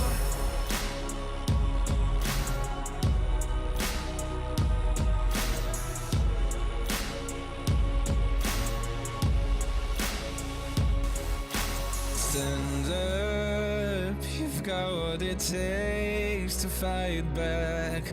Don't stop until you black out, out. Stand up, go what it takes to fight back, back. Don't stop until you back out. Give all you got, show them how to make a miracle. Stand up, go what it takes to fight back, back. Don't stop until you back out. Give all you got, show them how to make a miracle. No pulse and all alone. Time's not kind and it won't let go. No thoughts left in my head. My mind's not mine and it won't forget. But you bring me back from my darkness black. It's the soul in me and the heart I have for you. It bleeds for you, it beats again. Oh, you bring me to life. Oh, you bring me to life. Oh, you bring me to life. Oh, you bring me to life.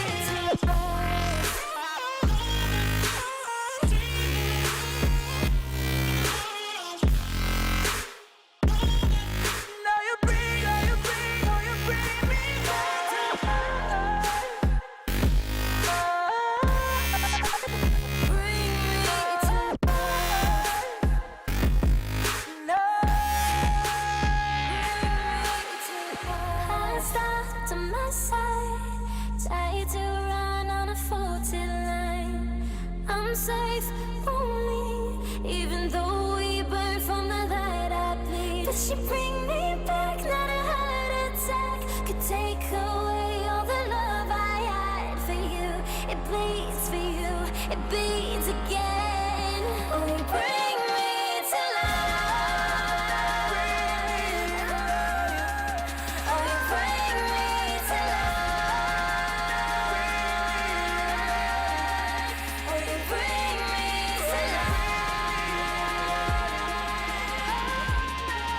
Oh,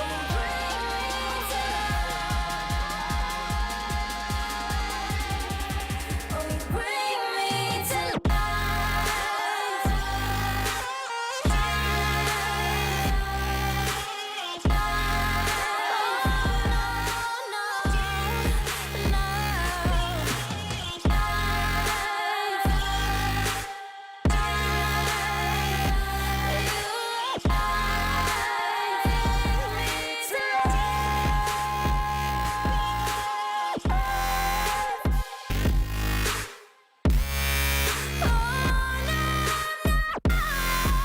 You bring me to life.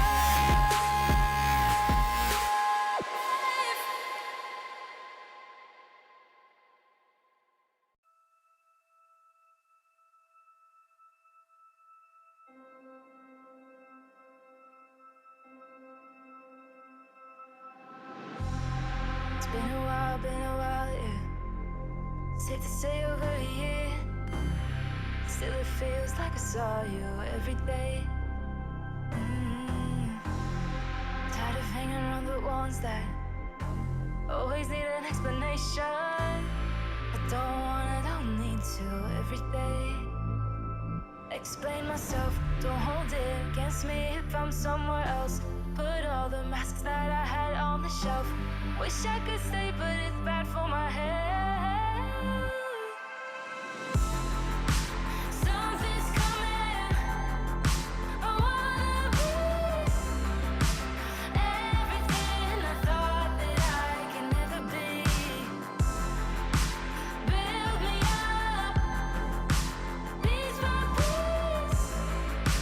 Figured out by all the parts that made me. Used to feel like I belonged to a certain place or a town. Feeling safe, feeling sound when I'm still around. But there's something in the distance. I wanna know what it's like. Don't worry, I'm still with you all the time. Explain myself, don't hold it against me if I'm somewhere else. Put all the masks that I had on the shelf. Wish I could stay, but it's bad for my head. Something's coming. I wanna be everything I thought that I could never be. Build me up, piece by piece. Figured out by all the parts that made me. Something's coming. I wanna be everything I thought that I could never be. Build me up, piece by piece. Figured out by all the parts that made me.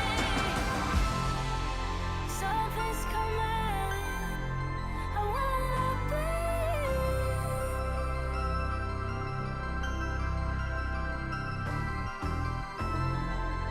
Build me up, piece by piece.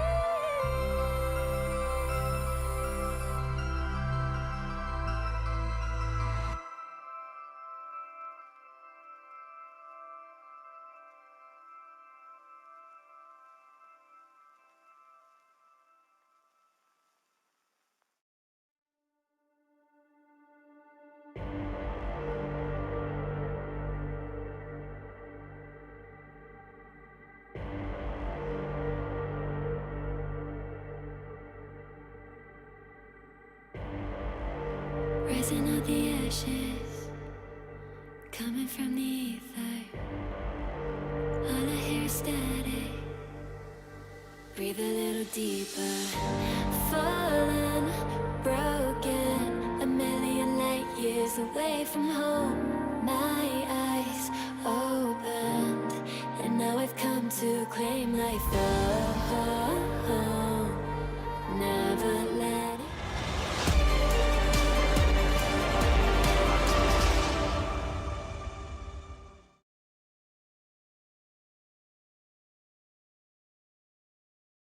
Welcome back to IEM Summer. Welcome back to the closed qualifiers where we're getting into map 2 between FaZe and G2. G2 have pulled off FaZe's own map pick. Train goes their way after a stellar performance from Nico and Jax. And Jax in particular, in those last couple of rounds, had some serious impact. And that is impact that might push forward into the next stage here. The second map of Mirage here. And things do look good for G2. Let's say that at the very least.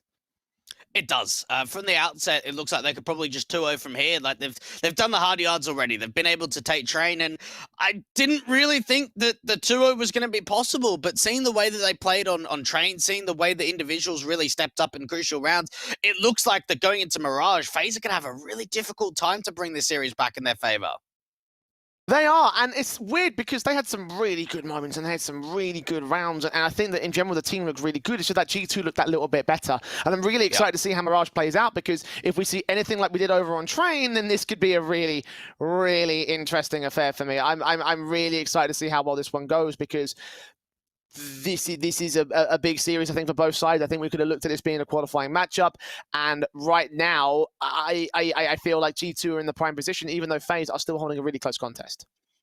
It's not often that you see a 16-11 and you look at it and think, okay, a team must have played poorly, or they must have like been off kilter a little bit. No, like FaZe really gave it to them. They played some really solid CS over on Train, but it still wasn't enough. You talk about that finesse factor, that X factor that G2 have in terms of the clutches, in terms of the multi-frags.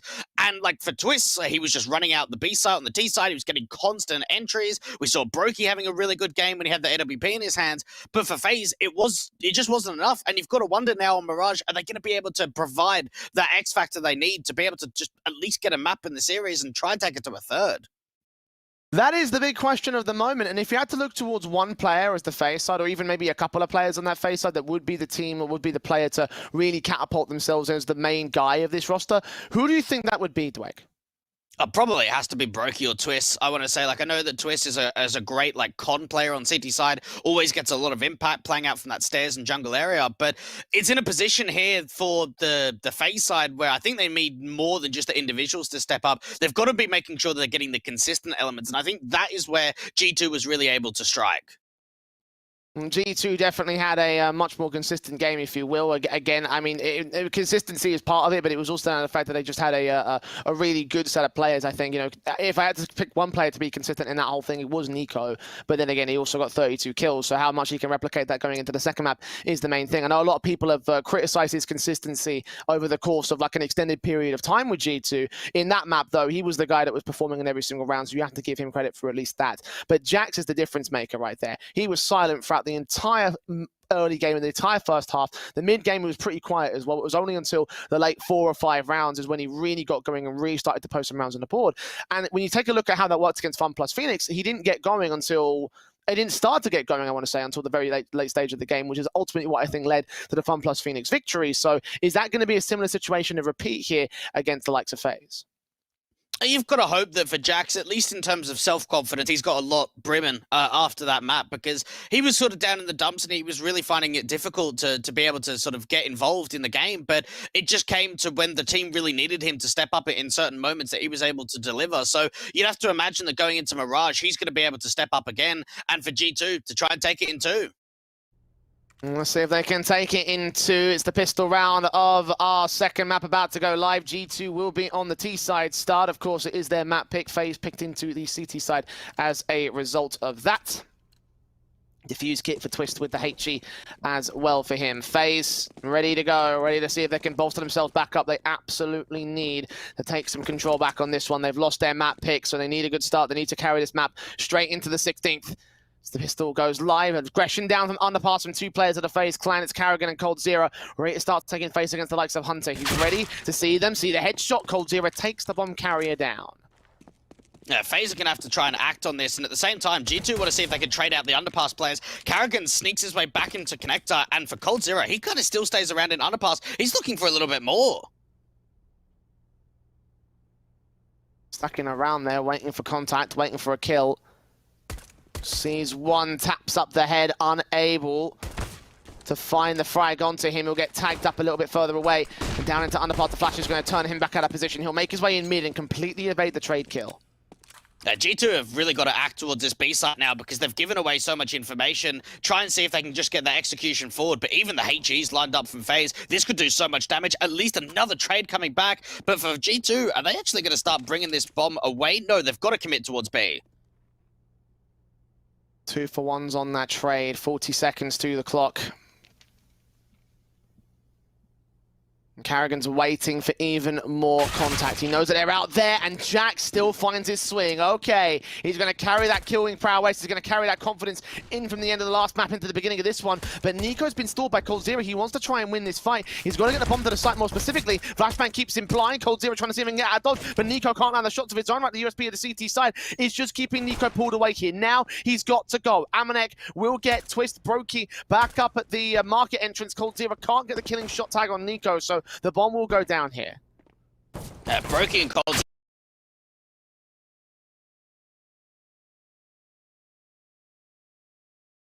coming in very quickly. coldzera at least finding his second kill of the round, but he's got to be able to follow up with a little bit more. They know he's out towards the apartments, and they could just slow it down. Nico and Amanek, the last couple of players here on the T side, and they're just not peeking. They are not giving the opportunity up for a duel for coldzera. Trying to tap up from the van position, getting lower and lower with the bullets that he's got left. 7 in the chamber, jumps out of the window, and it doesn't happen. G2 wasn't the easiest of pistols in the world. The bomb got dropped. They lost that opening pick. Rain then got aggressive up from the backstab, was able to get another one-on-one trade. A little bit awkward in that exchange towards underpass, but eventually they get that bomb out towards the site, and it was really Jax and Amanek that found a lot of impact in that round. A hell of a start for them. It was Nico that may have given up the ghost if he went down for a second time, dropping that bomb to coldzera in the last 15 seconds, and that would have really screwed G2 right there. It all came down to a single kill, a single engagement there at the underpass control.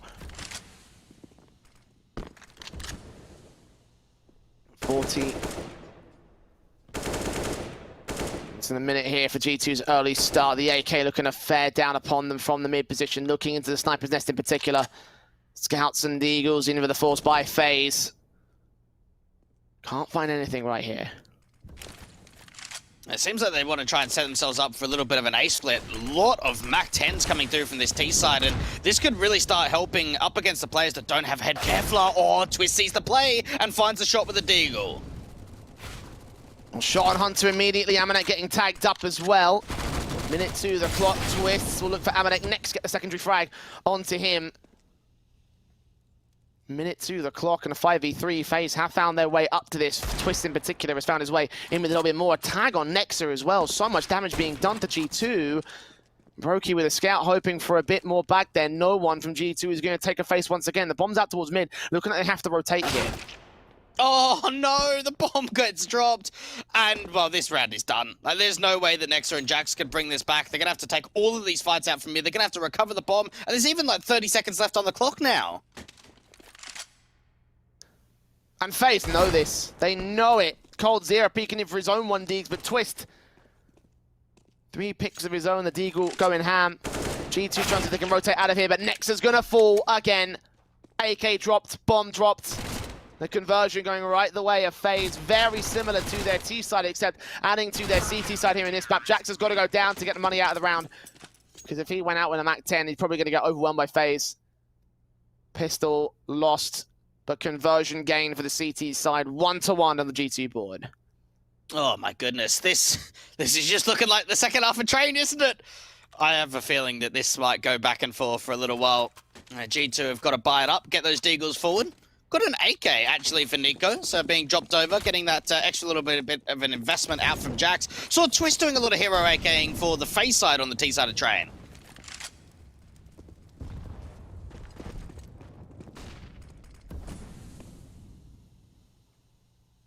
Set ready for the set piece in G2. Only when the utility sets and the flashes and smokes at the ready. Nade back on towards that ramp control, expecting there to be some sort of a contact or frag on the G2 side. Minute and 20, and it's very quiet. They are not going this early into the roundup, but it looks like the execution's coming in pretty soon. 3 players total for FaZe to hold off. Scout on one, M4 on another, AK on a third, so the majority of the main weaponry is going to be out here. The only thing they're missing is the FAMAS. Smokes go on. Incendiary up. Amanek exiting out here with the Deagle. Looking dark, looking sight. Gets that kill. Rain finds Nico in the back lines. The Scout taps on towards one. Can't get the kill on Amanek to finish off the job. If he had a nade to put there at Firebox, he would have been able to do so, but the bomb will go down. And they've really got to try and see if they can get some map control, though, and whether that means getting aggressive out towards C.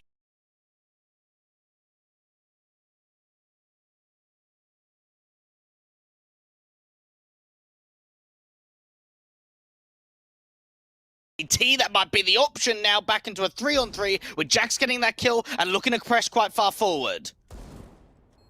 AK wrapping 2 players looking up for Master Cold. Zera takes the fight in against Jax, wins it out. Looks on a second player. Next is there with the trade. 2 versus 2. Bursting, damage done, taken back through the box. All left to Amanek. Tagged so early in this execution basis. The bomb is planted for him though. They'll tap on the bomb, try to force the peak. He gets the kill.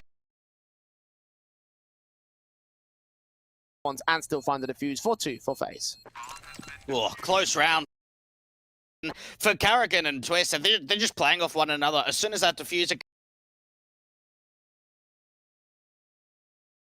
Twist 7 kills and 1 death so far in the first 3 rounds. He's really finding some impact. And for G2, they're probably just gonna have to light eco with that bomb plant. But for FaZe, at least they end the back and forth nature.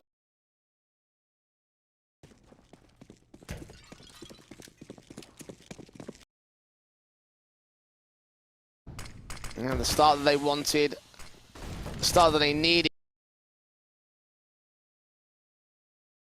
The Eagles on Tech 9, P250, G2.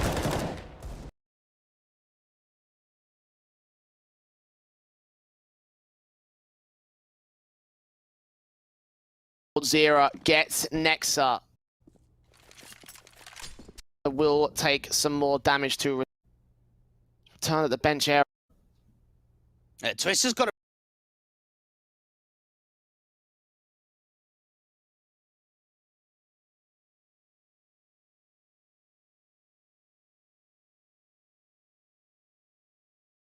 any sort of dry peaks to allow just back in for a 4v4. M4. Eagle does find Twist to its damage, and Nico. One good frag back to a Karrigan turns man of is trying to avoid most of the kills. What is that for Hunter? That's an AWP picked up, taken out of the hands of the CT. So if they get nothing out of this else out of this round, then G2 have that. The only player center of the site.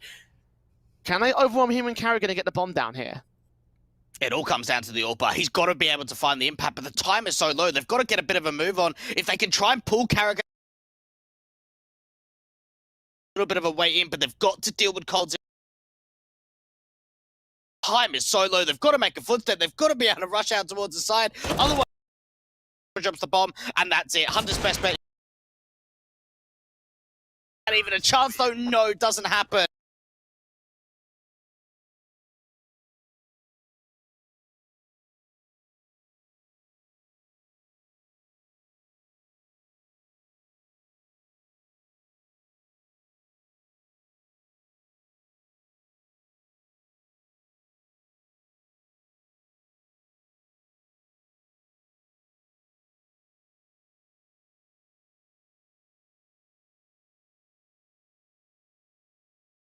Great opportunity to get the 5-on-4, and it didn't even really give up a lot of information either. It's not a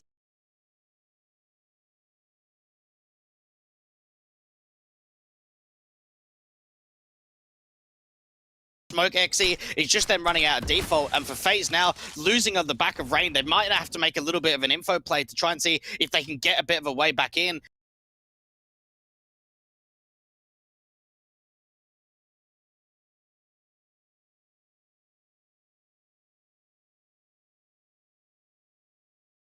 Teams are starting to regroup in the apartments. There is only one anchor out of the B site. That's Carrigan.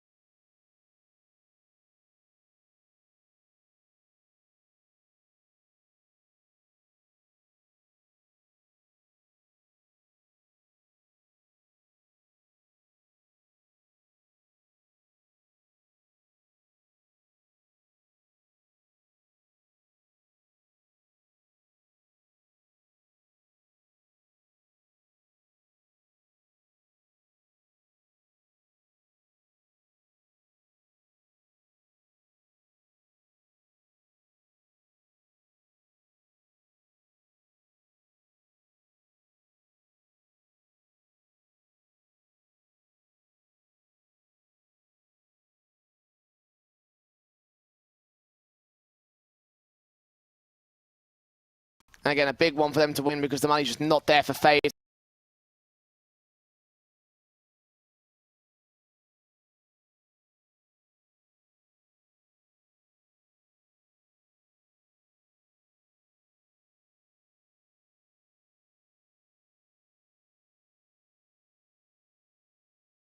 They will try and force the buyback. But SMG in probably